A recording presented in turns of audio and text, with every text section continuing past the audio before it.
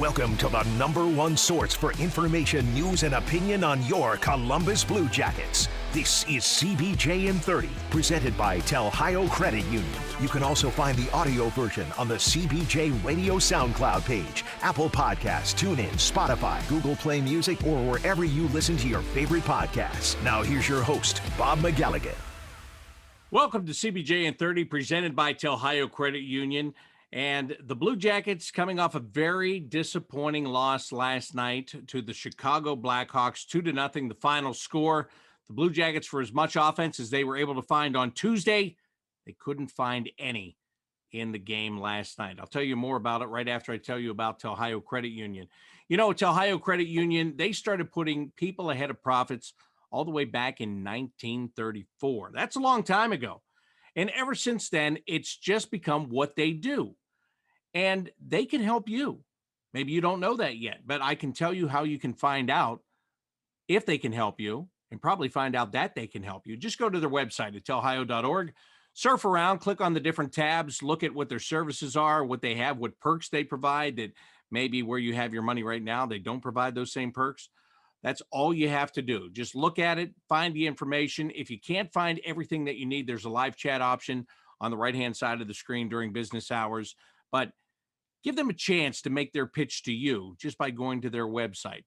And then the question for you is, why keep your money in a regular bank when you can put it in a credit union that'll put you ahead of everything else?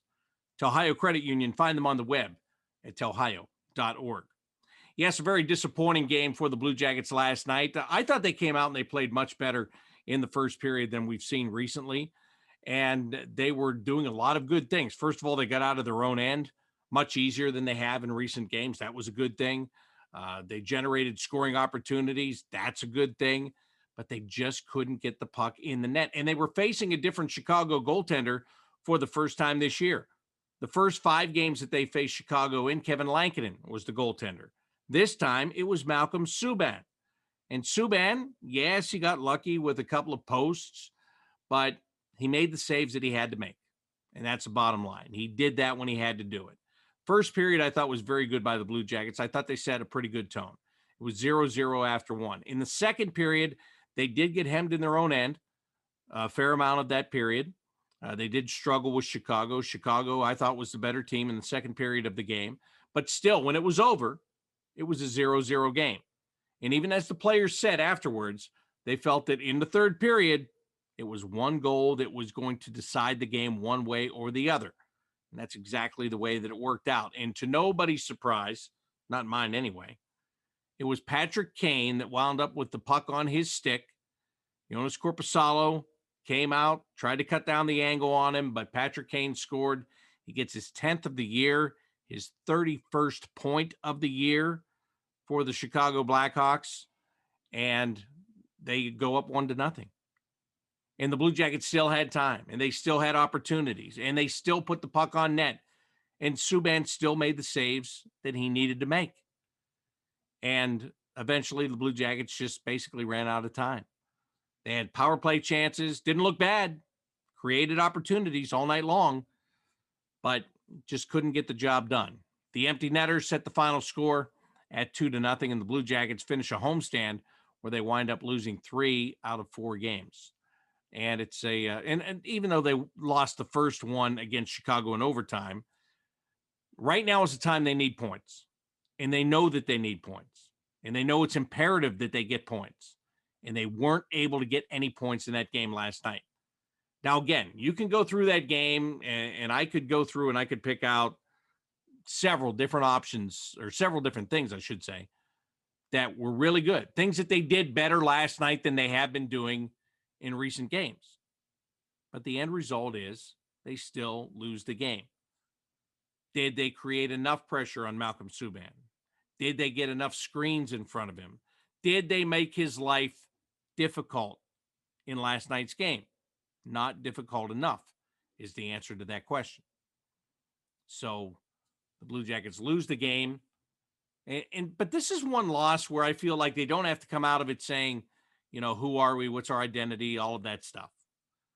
But they do have to start winning games. So it really becomes a fine line with that, doesn't it? I think it does. It becomes a fine line.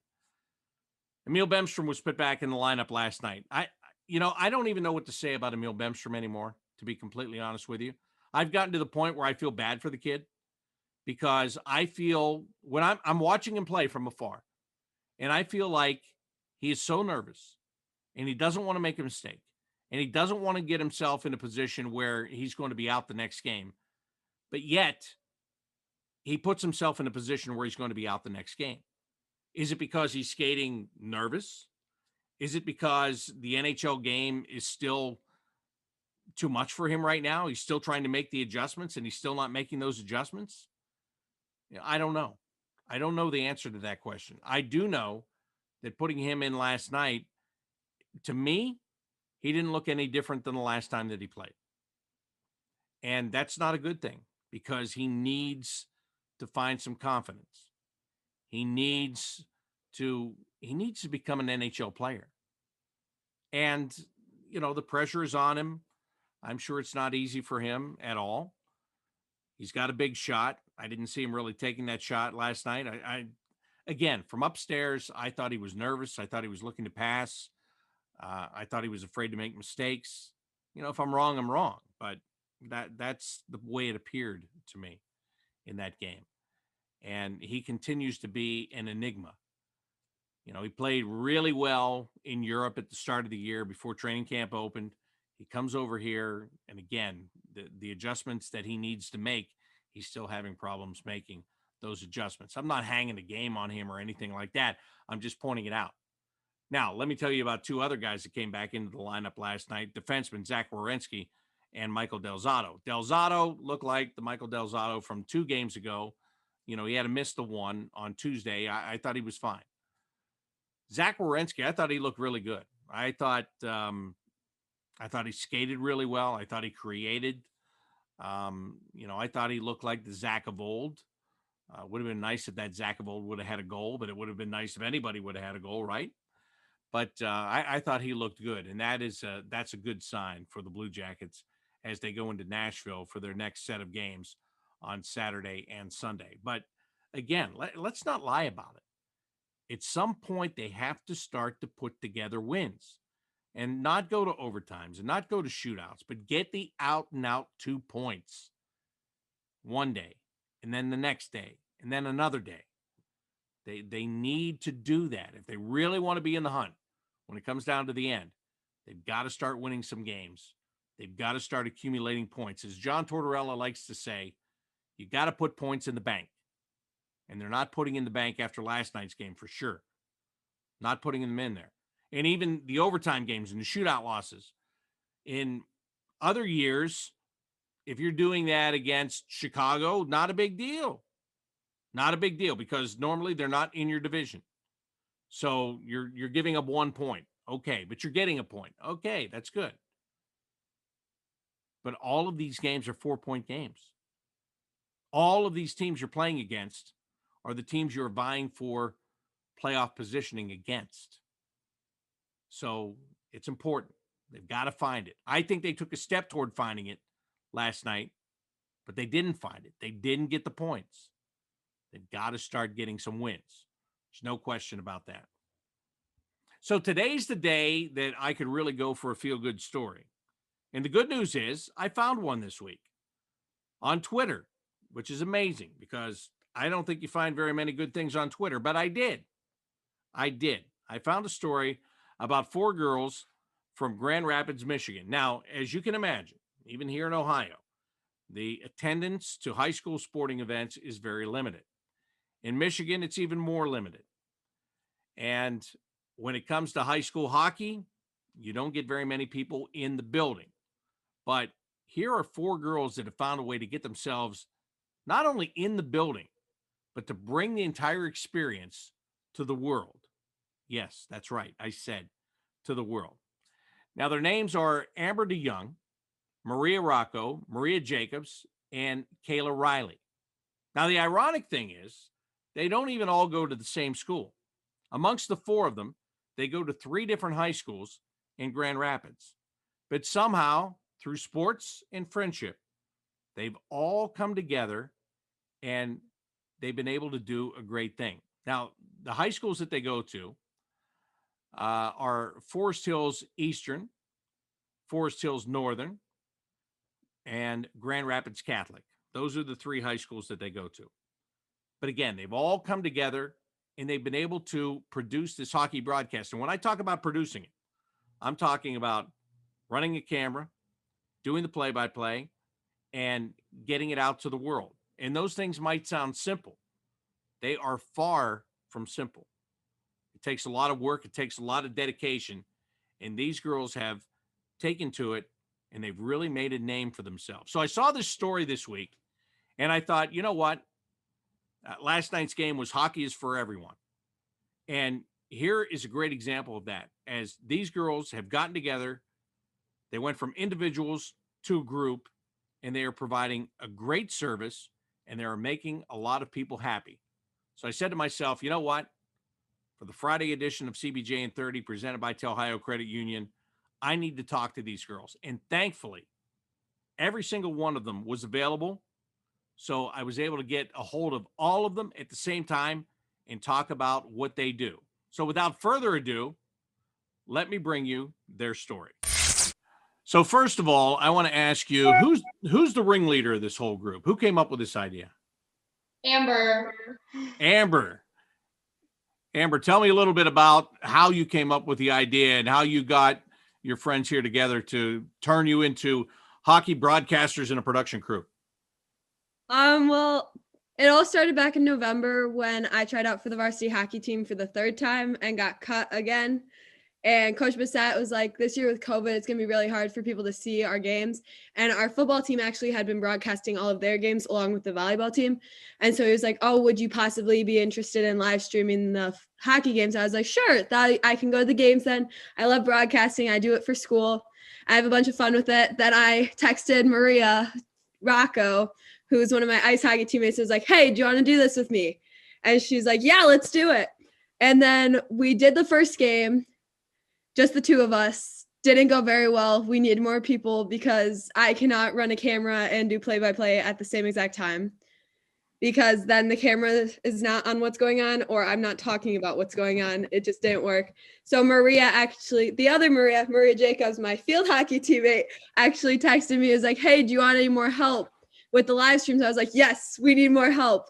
And then Kayla was also asked by Mrs. Almassian to help out. And then that's kind of how our little group all compiled and created our group, and we've been doing it ever since. So unfortunately, Amber, you learned at a very early age that if you're not going to be good enough to play anymore, you got to go into broadcasting. Some of us learned that along the way, you know.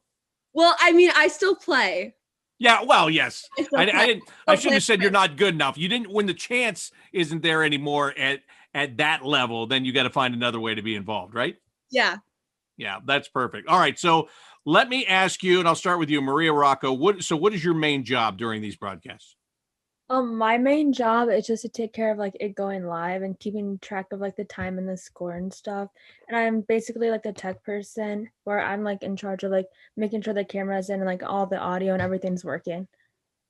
All right, so that's an important job, because if that stuff doesn't work, it doesn't matter what anybody else does, right? Yeah, I think it's really important. Is it that, did you feel a lot of pressure in that the first time or the first couple of times, making sure that everything was right? Yeah, there's a lot of pressure going on. Maria Jacobs, tell me about your role in these broadcasts. So I kind of switch off with the camera. Kayla and I will switch off, and then for the periods that I'm not recording, I'll usually, like, if anything starts to go wrong, like, I'll try and go fix something, and I'm just like there to help, or I'm doing the camera. Hey, I know from doing this for a long time, the person whose job it is to go fix some things is a very busy person. Am I right? Yeah. Kayla, tell me about your role. And I know that Maria just said you switch on the cameras, but other than that, what are you doing on the crew? So Usually I'm there the earliest because my brother is on the team. So I will help Amber set everything up or find a place to put everything before games. And then I switch off with the camera with Maria when we just kind of switch every other game. So like one person will do 2 periods and then one person will do the middle period. So we're not always filming as much for each game. And then if Maria's never there, then I'll help Amber like set up the computer and do a scoreboard and that kind of stuff. So I kind of fill in and then they do the camera and set up and take down. So it's actually kind of an extra bonus for you. Maybe you wouldn't have gotten to see your brother play, but because you're part of this crew, well, you get in the door during COVID, don't you? Yeah. So I took like very first when they were doing it by themselves, I wasn't really aware that they were doing a live stream at all. So I was like, Aiden, can you try and figure out if I can use one of the coaches' tickets to see some of your games? And then Mrs. M asking was like, if you join the live stream crew, like you'll get into all the games. And I was like, oh, I would totally do the live stream crew. And then I was like, Maria, we should totally do it because her and I hung out all the time last year during games when her brother was on the team. And I was like, we should totally do this. We can go and see the boys play all the time. And it's been super fun with all 4 of us. So it's just funny how it all comes together because you don't all go to the same school, right? No. Maria and I go to the same school, but no. Right. So you just kind of been brought together through sports then, right? Yeah. Yeah. So that's really neat how that happens. So I got to ask you when you first, so you kind of come up with this idea, who was backing you? The athletic director, your parents? When you started to bring it to people, well, I know, Amber, you said that the coach kind of mentioned it to you, but when you started to take it back to them, what was the reaction from everybody? We had a lot of really good reactions. For example, we have very big fans in Texas. Yeah. We get compliments. They're like, oh yeah, the grandparents in Texas are watching. Your biggest fans are watching today. And we also have had people watch from England, which is also pretty cool because one of the guy's uncles lives there. So we heard he was watching and enjoying it. One of our close friends and one of my teammates, Abby Almassian, whose brother's on the team, was watching us yesterday and sending us videos of us. And then just like the parents come up to us and say, this is awesome what you're doing. Like our family loves watching it. Like they're your biggest fans. They love that they actually know what's going on in the game. And this is overall really fun. Yeah, and that's a great part about it, especially this year, because people can't go and see what's happening at the game, so you're able to bring it right to them. Maria Rocco, since you're manning that computer, are you just focusing on the stream? Or are you guys getting, if you're getting any messages coming in, are they coming on your phones or are they coming on a computer? For like what I do, I just focus on the screen and stuff. And like if we get the messages in, it might come on our phones, but like we do not pay attention to them until like between the periods or after the game. So what are you, I'm just curious, what program are you using to stream this? I forgot the name of it because I don't have the computer with me right now. Or are you doing, okay, let me put it this way. Are you doing it, is it YouTube? Is it Facebook? How are you doing it? I have it. 1 second. I have to pull up the link. Everything is at Amber's fingertips, I feel. Is that right, girls? Oh, yeah. Yes. Sorry, we had to scroll because they announced all the goals. Oh, that's all right. That's not a problem. It's Team 1 Prep. Oh, okay. All right. So are you able, do you have interaction with the fans or do you find out everything after the fact? We find out when the fans text the parents of the players who are at the game. So like Mrs. Almassian, for example, will come up and talk to us. Mrs. Bogema will come talk to us. Who else has come to talk to us? A lot of parents will come and talk to us about like their kids or before the game and in between periods. And usually like we're getting messages from people, like we're checking our phones in between periods, and whoever's like saying one of Maria and I isn't using the camera or manning it. Like we have someone who's like checking the live stream to make sure it's working, like talking to people to see like, hey, is the volume working, that kind of stuff. So we'll just have like the free person checking to make sure everything's running smoothly or like if we need to change anything. Maria Jacobs, how early do you guys have to get there before games to set up all of the equipment that you need to run a broadcast? It's just 30 minutes or like, well, actually, I'm going to take that back. Usually we all get there like an hour early because you never know what's going to go wrong. But sometimes if we're lucky, it just takes 30 minutes. We can get there 30 minutes early. That's not too bad to get set up in 30 minutes, but I would imagine that you guys have done it now enough that you're in a set routine, right? Yes, Kayla and I actually set a new record for ourselves of setting it up yesterday. It was just the two of us because Maria had to work and Maria had practice. So I think we set it all up in like 5 minutes or less. Yeah, it was really fast. And it really just depends on what rink we're at. So like if we're at Patterson, our homework, like we can get it down so quickly. But at other rinks, it's more like walking around, trying to make sure the Wi-Fi is working, finding a spot, make sure we're not in like the other team's way kind of stuff. So we usually get earlier for like away games, but we've been pretty fast about setting it up now. Yeah, let me ask you about that, Kayla, because when you go to those away rinks, like you were just describing, what kind of cooperation are you getting from the people there? Because you always have to have the rink manager, somebody's got to help you out and let you know where you can be, right? Yeah, I feel like it really just depends on what rink we're at. Like yesterday, we were at Ferris State's rink, and they were so sweet. They were just like, "Yeah, you guys are up in one of like the press boxes." It was so nice and super easy to pick up and like put down and that kind of stuff. But if we're at other rinks, it's usually more of like, can we find enough outlets? Is the Wi-Fi good enough? And most rinks are super nice about it, like letting us in, getting us like a spot to set up. But it really just depends on like what rink and if the other team like has their own live stream, because sometimes we run into the fact that like we set up ours and they're like, hey, this is our home rink, like we're setting up here, like you guys need to find somewhere else to go. Well, all right. So Amber, I know you said that you play, but like, did you all play hockey? Are you all hockey fans, or has hockey just kind of brought you together in this venture? So Maria, Rocco, and I are actually currently teammates and have been teammates for I think like the last 2 seasons. And then Maria Jacobs is one of my field hockey teammates. And I actually used to play hockey with her sister, and she also used to play hockey. And then Kayla's brother's on the team. So that's how it all breaks out. Maria, Rocco, what position you play? I play forward. I play right wing. Right wing. What about you, Amber? I'm a defenseman and center.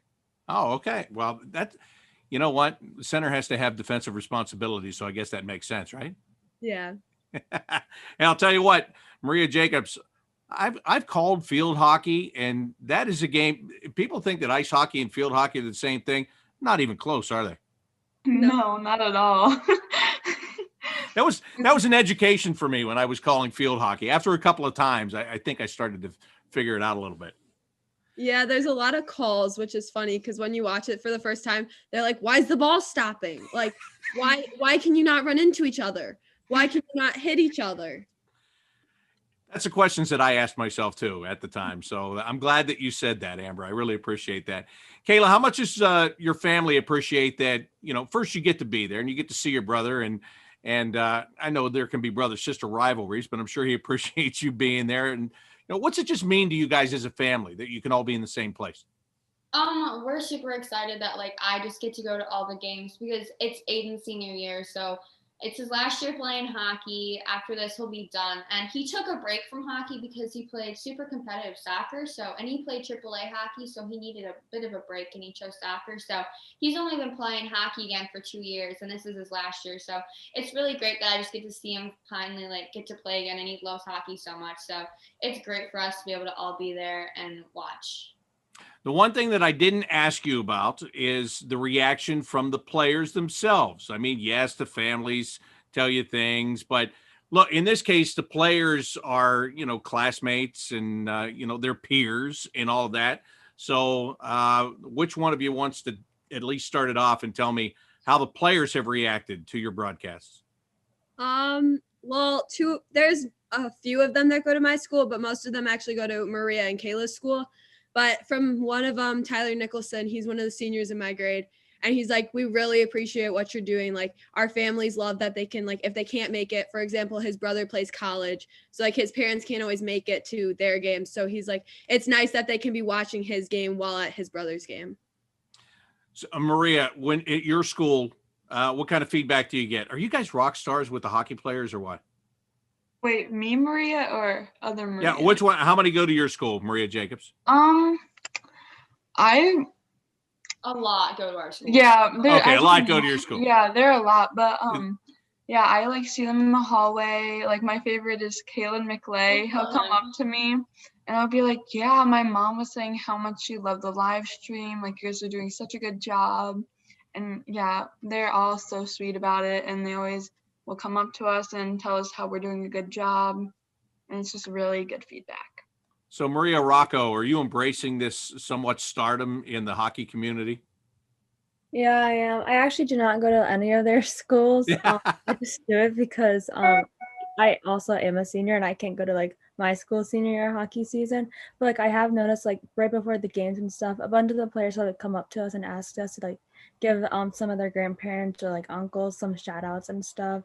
Cause like they always talk about how highly they like appreciate us for doing it.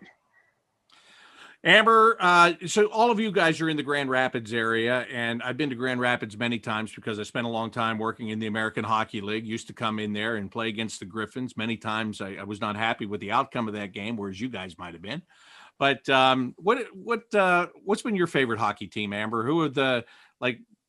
Who have you followed when it comes to hockey? So growing up in Grand Rapids, we've been very big Griffins fans our whole life, or like my whole life and my brother's whole life. And my brother's actually a really good friend. He's 13, but he goes to the Griffins camp, hockey camp every year. So he knows, or at least he used to know all the players. He knows the whole coaching staff. They all have a nickname for him. He's Meat. He'll be down there saying good luck to all the guys. And he used to be best friends with one of the players, Robbie Russo, who no longer plays for the Griffins. And they had a very special bond, but unfortunately, he's not on the Griffins anymore. But we Yeah. know most of the players and the coaches, like Coach Simon, I've played with his daughter before. Their family is so nice. I'm part of a nonprofit with his daughter, and he's just been a lot of help with that. And just the hockey community in Grand Rapids is very strong and tight knit. Like, even though I didn't make the varsity team, I'm still good friends with some of the guys, and like the parents all still know me. And like some of the alumni still know me from trying out the past 3 years. It's just a very close knit hockey community in Grand Rapids. What about you, Kayla? Obviously, with your brother playing, tell me about your hockey experience besides this and your brother playing.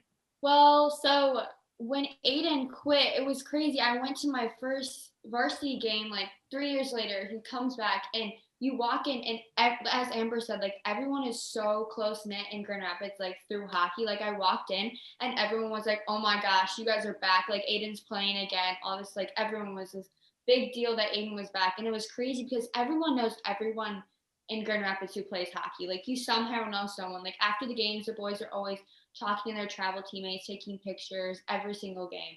And it's really cool that they all know each other so well, even if like they quit or they all go to different schools, like they'll still hang out and that kind of stuff. So it's, yeah, growing up, like both my brothers played, so we know a lot of people through hockey. And it's just really cool to watch the boys like grow up and play high school and like how much they've changed. All right, Maria Jacobs, let me ask you this question.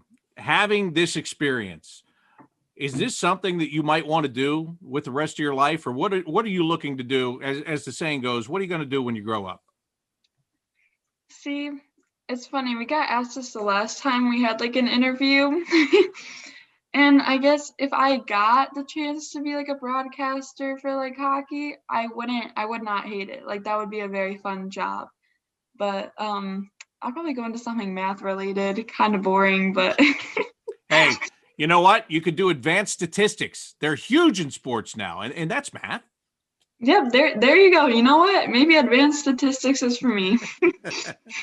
What about you, Maria Rocco? What is it you're looking to do as you move on in life? I'm honestly still have no idea. Like, for college next year, I'm definitely planning on either majoring in like business and econ and communications. But like from doing all this broadcasting and stuff, it's definitely like opened my eyes up and like want me to like explore more like opportunities and stuff because like I learned something new and it's like really exciting to do. Let me tell all of you a secret when it comes to broadcasting. Maybe some people will say, "Don't give that secret out," but this is my opinion. But I think it's a secret here. You can go to school and you can get a degree in anything you want to. And you don't necessarily have to have a degree in broadcasting, but if you're in those schools and they have a radio station or they have a TV station, get involved and do the kind of things that you're doing right now, because you could still wind up in that field and not even know it. So that's my little secret to all of you. But Kayla, what about you? What do you want to do with your life if you know at this point in it? So honestly, like before, I was really focused on like, do I want to play college soccer or not? And I feel like that was a really big like decider of whether or not I want to play college soccer and like where I would go. But I kind of decided, like, I've played soccer my whole life. I think it's time to be done. Like, I'll still play, but I really want to focus on, like, finding what my next chapter is going to be.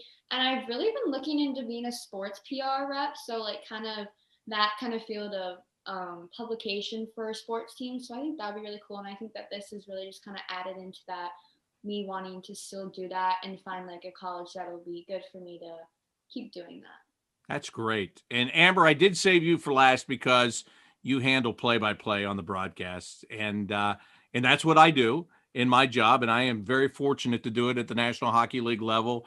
I talked to you earlier in the week because it was Amber and I that made the contact to set this all up. So, by the way, thank you for that. I really appreciate it.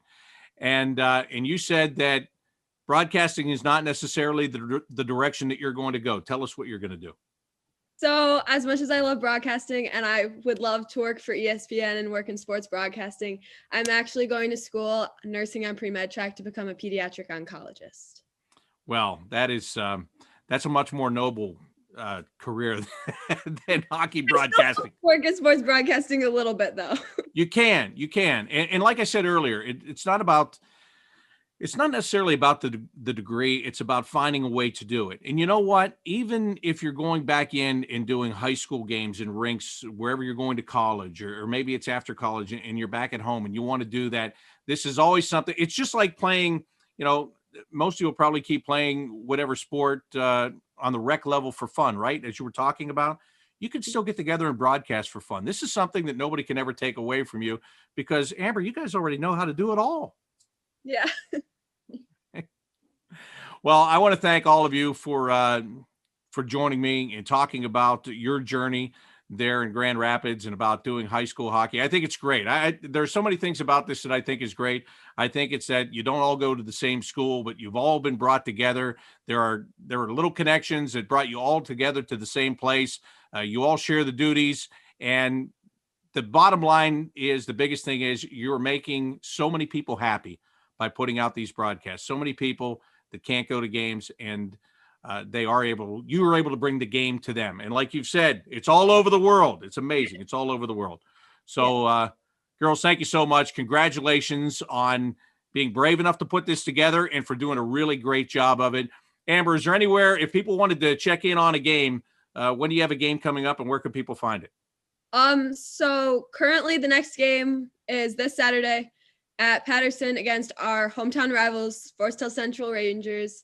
Me and Maria will not be there because we actually have a game in Ann Arbor that ends 40 minutes before their game starts. So we can't make it back in time. But Kayla and Maria are doing it on Saturday with the help of Maria's brother, Noah Jacobs, who will be taking my spot for Saturday's game. But then we will be back on Monday against Hudsonville, which is also at Patterson. And you can find the link to our live stream on our Twitter account. Well, on our hockey's Twitter account, which is Hockey FHNE or FHNE Ice Hockey, which you probably can't see because my screen's really bright. But pretty much if you look up FHNE Ice Hockey, you should be able to find our account. And then they post the game day links every game day and the start time for the broadcast. And it's also posted on our sports website, FHE Sports. I think it's .net. It might be .org. But if you just Google FHE Sports, it should pop up. And our athletic director, Ben Sherman, posts that every game day. Yes, and also thanks to Mr. Sherman. He was the one I reached out to that got me in touch with Amber and got this whole ball rolling. So, girls, you're pros. You really are. I mean, the way you carry yourselves, the way you talk about this, the way you're putting this together to bring it to the people, as they say. I just thought it was a great story. I'm glad I ran across it, and I'm really appreciative that you took the time out to talk with me. And no matter what happens, you were part of a National Hockey League podcast, at least for a day, right? Absolutely. Thank you, girls, so much. Thank you. Thank you. Thank you. Stories don't get much better than that. I don't think so. I think that was great. And I would like to thank again all four of them, Amber DeYoung, Maria Rocco, Maria Jacobs, and Kayla Riley for joining me on today's show. And you could see the joy in their faces. They really enjoy what they do. They're in high school and they're giving back. I think that is not only so important, but I think it's so great. I think it's awesome that they are just enjoying every moment of being together and bringing hockey to the people, as I said in the interview. Bring it to the people. And they're bringing it to people all over the world. So I'd like to thank all of them for joining me today. And I would like to thank you as well, of course. Blue Jackets are getting set up for back-to-back games in Nashville. We've got a couple of afternoon games coming your way tomorrow at 3 o'clock and Sunday at 3 o'clock. So afternoon action, see if the Blue Jackets can go down to Nashville, come up with a couple of wins. I know it's one game at a time and all that stuff. You got to get the win on Saturday to get the win on Sunday, blah, blah, blah, blah. But they need to start stringing these things together. I cannot put any more emphasis on the fact that they've got to start putting some wins together. They've got to start putting some points in the bank. You know it. I know it. They know it. And they need to start getting it done. So 3 o'clock face-off time tomorrow. 2:30, the pregame show starts on Fox Sports Ohio and the Blue Jackets Radio Network. I hope you'll join me for that. And as I said, hopefully the Blue Jackets will get it done in the Music City. Thanks once again for joining me today for this edition of CBJ in 30. It's been presented by Ohio Credit Union. Until next time, I'm Bob McElligott saying so long.